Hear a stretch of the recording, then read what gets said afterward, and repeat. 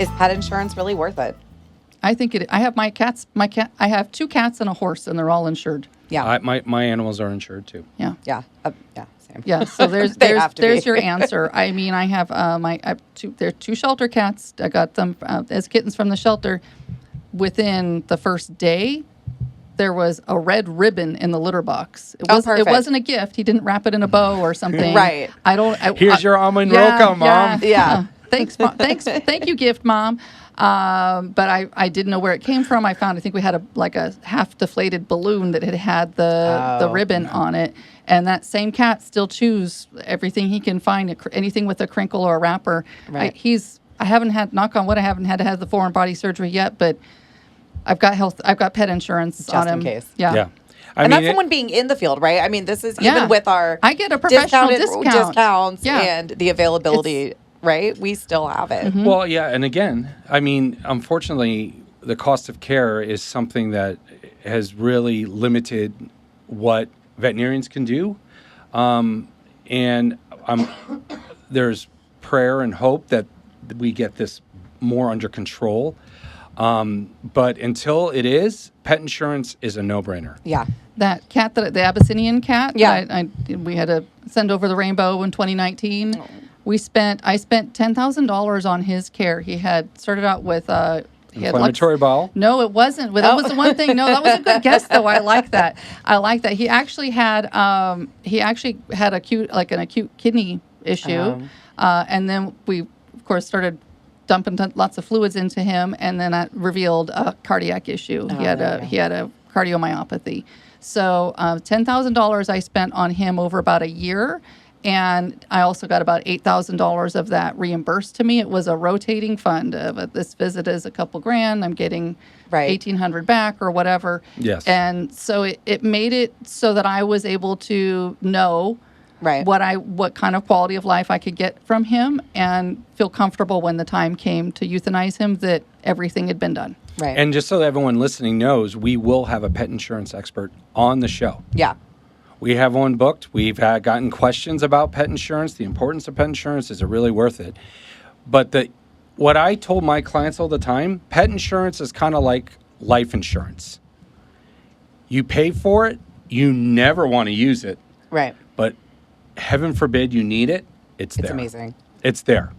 You don't ever want anyone to cash in your life insurance policy. Right. Right. But if something happens, it's there. And I think people don't realize that they need to pay up front and then they get reimbursed, right? They just will come, I'm not paying my bill. I have pet insurance. We're like, no. Yeah. It doesn't work like that. Yeah, you pay and get reimbursed. It's still a little bit of a strain because you do have to be able to. I'm not saying it was easy for me to pay a few hundred or a few thousand each time he had an episode, but I was comforted knowing it would be mostly reimbursed. Yeah. You were just involved a lot with the LA fires that we had going on here.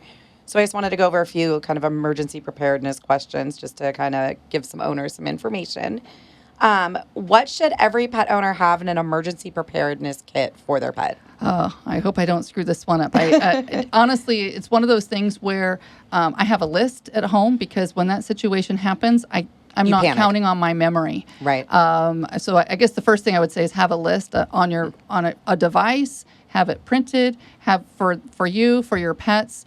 When I did kind of a dry run of what I would need to do for evacuating, there was a fire that was close to me before the LA fires, and I had some thoughts about it. And I realized the one thing I wasn't thinking about the cat food bowls. I wasn't thinking about the cat food, a litter container. Right. I was thinking about the physical cats and their carriers and the things that I needed for myself. So go through that dry run and realize the pet's medications that they have. Maybe it's not a medication you give them all the time. Maybe it's when they have an allergy flare-up or something. Right. Make sure all of that is, and put it all in the same place. How many of us have these things that are just scattered in different places all around the house? Right. Go buy a container. Yeah. Right. And just label it and know that. And it comes for more than just animals, right? Yeah, it's even for yourself. You should have containers ready to go because we're talking all natural disasters. Yeah. The fires in LA were god-awful. And I think, in that moment, you never know how much time you have to get out, right? So if someone says you have a half an hour, when you have embers, you may be able to go through it a little bit. Right. You may be able to process it mentally a little bit better than, hey. I mean, you got to go now. Yeah. We're talking East Coast with hurricanes. We're talking Yep. the plain states in the Midwest with tornadoes. Right. We're talking floods. I mean, You don't always have a ton of warning. nature's changing, Yeah. right? But the problem in LA is that they did not have time. You have 85, 90 mile an hour winds that were blowing embers miles, Right. right? So even though you thought, oh, it's over on that ridge, before Yeah. you knew it, it was in your backyard. Yeah. Make sure you have medical information for your pet, what medications they're on, their doctor, all of that. And I mentioned a horse earlier. I will say the equine community really bands together in these situations. Yes. They've had to deal with so many of these challenges. Some of my experiences from my shelter life and equine, this was before we had a horse of our own, is that the expectation was that somebody was going to come and save them. You know, they're going to Right. back up their gilded trailer and take your stallion that's never been trailered before. No, it doesn't Right. work that way. You want to have a plan for that animal because they're not Sorry, something. guys. Horses aren't easy to evacuate. So thankfully, the equestrian community, at least around here, we're very lucky Yeah. that we have a very tight community, and they were showing up and lining up. I saw photos. I know my daughter rides a horse, which is why I never thought I would own a horse. But our trainer was up there with her 6-slant trailer. It was just Right. they were all people holding their horses' lead lines and waiting to trailer them waiting. up. They were very lucky. But they're going to want their Hawkins test information. They're going to want to be able to label their horse somehow. Write your phone number on their hoof or I've their heard, halter. I've Yeah, heard or the spray halter. painting your phone number on them too. Like if you have to Yeah. if you have to let them go to Right. avoid the fire, the best Yeah. is spray paint your number on them and just And I want to give a Up. shout out at this point to the Compton Cowboys. They were it was a group of guys out of Compton, and they were driving in and out of those fires rescuing horses. Yeah. It was I mean, one they of the most call incredible. all their resources. I mean, everybody, like you said, just getting those trailers Right. there, you know? And that's the problem. They had to get the trailers through a lot of the fire Right. to get to where the horses were. Yeah. And it was some of the most impressive things I've ever seen. And they were on the news saying, hey, this is our number. If you need us, let us know. We're going to Yeah. come get your horse for you.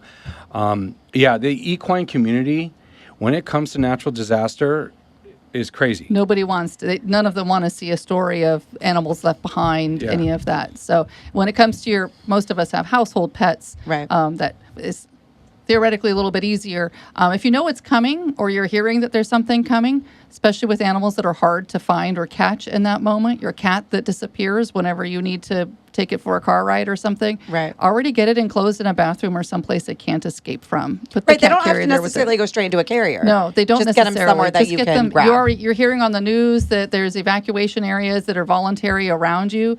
Maybe that might be your first step when you're looking for your list and all your other items. And if you hear of severe storms coming your way, get your animals into that bathroom, because chances are that's where you're going to end up, right? I went through that in Illinois. If there's a hurricane coming, at least you get like three days advance, but just don't wait to the last minute. Have a plan. You should sit down with the family. Have a plan with the family, because it is very important that the communication is there. Yeah. When it comes to any natural disaster, and especially when it comes to the animals. Everyone needs to know the plan. Yeah. If I must evacuate, what's the safest way to transport my pet? In a carrier. Yeah. I would, in a box or carrier. I shouldn't say obviously. If you have a big dog, it doesn't fit in a box. But you want to make sure that the dog's leash and harness, whatever it normally leaves the house in, is on. You may live in an area where you have open yards, and they just make sure you have the collar, the leash, the name tag that maybe the collar isn't on them very often. Make sure the collar with the name tag and phone number is on. Long before any of this, I hope they're all microchipped. I was going to ask you, what is your opinion about microchipping? Yeah, I have 2 indoor cats. They're both microchipped, and they always wear their collar with their name tag. Sometimes they get in a little tussle. They have breakaway collars. They'll be rolling around or something, and I'll find a collar on the floor. I usually have to replace the collar. And you know why I do it? I don't do it because I think, if there's a fire or if there's something. I honestly do it so that I don't hate myself if something happens to them. If a door gets open, and a service worker or somebody leaves a door open, I have a guest and a cat runs out and I can't find it, I don't want to be thinking, if I just had the microchip, or if I just had the collar on Right. them, they're on all the time. Well, another trick now, especially in 2025, because I mean, you read on, at least on our chats, about what people think about microchips, so I'm not going to go there. But AirTags, Oh, yeah. Apple AirTags on the collar, it helps you track them. Mm-hmm. Yeah, I mean, we're in a really coyote densely populated Right. area, and I can't even tell you the amount of pets on next door that are listed, got out last night Mm-hmm. and they never come home. And more than likely in our area, if your pet's gone for a significant amount of time, it's from coyotes, you yeah. know. But AirTags are great because you are instantly able to pick up A signal. a signal, right? You're not having to. Microchips are great because anybody can bring to a vet and animal to scan. control will scan a deceased pet, or Yeah. even part of one if it was a coyote victim or Right. a victim of a car, something like that. Yeah, for closure. I mean, it's horrible closure.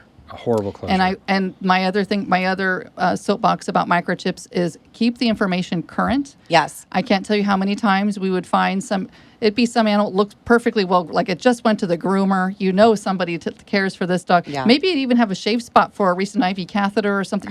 Somebody did something with this animal, Yeah. and the microchip goes to a dead end. There's nobody on the other end. So Yeah. whenever you move, you change phone numbers. Contact the microchip company, and it's usually a very nominal fee just to update your information. Very well worth it. They just had that big microchip company, right, that shut down, and then yeah. everybody Yep. lost all their information. So I immediately, half my pets are with AKC, and then the other ones are with, Avid? another Home another Again? company, Home Again. And I called Home Again and added my AKC pets to the Home Again company, and then I added my Home Again guys to AKC. Clever. And they do it for free. So That's great. it was really nice. And they're both that way. If something happens, everybody's somewhere twice. Even if your animal's know? tattooed, because a lot of shelters can't get Yeah. a hold of a tattoo database. Yeah. Right. The microchip is very important. How can I make sure my pet is ready for a natural disaster like a wildfire, earthquake, or hurricane? Well, you got to run them through drills, Right. Duck and cover. I mean, I mentioned horse. I mean, I hope your horse can trailer. Yeah. I hope that your dog tolerates you putting its collar on, is trained well enough to put its harness or collar on, and lets you grab those things. Having things out regularly for cats, having a carrier, Yeah. or even dogs. A lot of times that's their crate. Their crate is out all the time. If they're comfortable in that space, they should be easy to find and easy to get into that space. Even if maybe treats, you can try doing that in advance, putting some treats in there, feeding them in that crate, so that when the time comes and you need to get them in the crate, it's not a nightmare of Right. trying to find a way to do it. Right. You can put a cat. You could probably do it with a dog too. I've never done it. You can put a cat in a pillowcase. Right. Something so long as Because it's- you just want to get Out. out.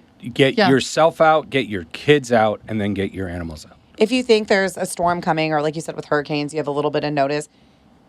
We talk about sedatives all the time too, just to get them through that anxious portion of it. If your dog doesn't like thunder or lightning or all these big loud booming Or noises. even the crazy thing is what I saw in Illinois when the horrible storms came through, when that low barometric pressure came in, the horses Oh, yeah. went crazy. they know. They know, they can feel it, they can sense it. So, I mean, you don't need like a 4th of July type event of storms. Right. Just the barometric pressure alone can change the animal's demeanor.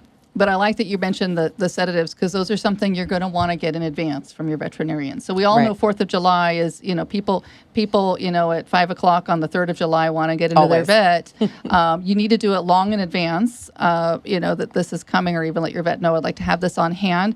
I will tell you that one of my cats, he's a little more aloof. He's one of those ones you feel very honored when he chooses you or lets you hold him for a little bit. Yeah. He's pretty much my cat. I took him to the veterinary dentist last week, and I gave him Gabapentin, which has a great anti-anxiety effect on cats. Yeah. And it's so nice to see him out and social. Yeah. He was out and about. He wanted me to pick him up following me everywhere. He would have been a real easy cat to pick, and he was to pick up and put in his carrier when it was time for me to take him in. Right. And if I did have a disaster scenario or something like that, it would be a great way to help ensure that I could get him in that moment. Ease the transport. Well, Yeah. and that's what I say, even the transport too, because we've talked about it before, where cats most of the time aren't in carriers, right? So they're either going to the vet or something traumatic in Yeah. their eyes is happening when they're in a carrier. So, and you don't know if you're displaced in a natural disaster, how quickly you're getting into a hotel if you have family nearby Or a shelter. or a shelter, right? Like you have no idea how long it's going to be until you're somewhere where you're going to stay. So, and that can be really stressful for them. Well, they read your stress too. Yeah. How do you find pet-friendly shelters during an evacuation? Oh, so I'm going to say social media. I used to think Yeah. it was a terrible way to be reunited with pets, that they're going on social media instead of looking at the shelters. And I will tell you, people are reunited with pets really quickly that way. And that's Yeah. how I found a great deal of information that I shared with our Southern California VMA members, because I followed the local municipal shelters. I followed the local emergency services. And most of those are continually posting what shelters are open and how you can get to them, what they're accepting, and they also post their pets. One of them is that app. It's going to leave me right now. It'll come to me later after the podcast. But there are apps that are great for. I can see it in my head. Paw Boost? Dog Finder? No, it's going to come to me. It's an app on. It shows you all the evacuation areas. Oh. And it also shows in it. You can look at the layers, and it'll show you if you click on the shelters. It actually tells you whether they're pet friendly or not. Oh, that's amazing.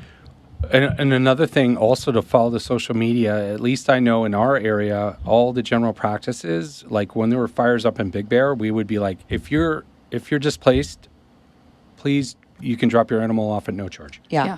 Like veterinary hospitals will open their doors to Yes. help animals, because shelters for people and shelters for animals get overwhelmed. Yeah. So if you need, just follow the social media threads, or even next door, Yeah. Instagram, TikTok, all those, because that's where it will pop up. Hey, are you being displaced from the LA fires? Yeah. You can drop your animals off. We'll take care of it. It will be free or a very minimal charge. Yeah. I mean, that at that point, we're all trying to be humans. We're not Right. trying to be capitalistic. We just want to help each other out. And there's so many silent partners out there that you don't even, you see the media on some of the Yeah. great heroes for sure. But every time we had an emergency at the Orange County Animal Shelter where people had to evacuate, we didn't get very many animals coming into the shelter because they did exactly that. Right. They went to the things that were available to them in their community, and their veterinary hospital was number one. I remember the name of the app. It's the WatchDuty app. So if you Oh, don't yeah, have it yeah. on your WatchDuty. phone, Yeah. download the WatchDuty app. I still work at the Laguna Beach Animal Shelter, which is like a smaller, not county-owned shelter. And I think people sometimes forget, too, like you said, about the clinics or the smaller shelters. I mean, Laguna Beach is nowhere near Malibu, and they have 4 cats there right now that Wow. they're housing until people can kind of get back on their feet from the LA fires. So even if you can't find somewhere that maybe isn't your ideal area or close to you, I mean, we're still only about an hour from LA, but, close enough that if you Pick can up the get... phone and call. Yeah, just call. Because Well people enough are away willing... from the fires, for yeah, sure. Yeah. I mean, into another fire zone. But, that's... Well, that's what I was seeing with the Right. with the horses. Is people were saying we need to evacuate. Where can we take these horses to? And you can't be in the next place that we have to evacuate it. And we need to get Right. a We need to reasonable get you distance away. away because we're not going to keep moving them. Right. Yeah. Do you have any other questions for Dr. Hawkins? I do not. I think it was an excellent time talking to you. Thank you. I want to thank you for being here. And I just want to let all our listeners know that if you do have any questions for Dr. Hawkins or myself, or that you want to hear on the show, please let us know. We plan on having experts like this with a lot of leadership experience here answering your questions as often as we can. So we would like to say thank you for listening. Mallory, thank you as always. Yeah, sorry, I was choking. I needed to bring water in with me. I'm just over here Thanks for coughing. having me. This is Dr. great. Absolutely. It was great to have you, Dr. Hawkins. We'll talk to you all next time.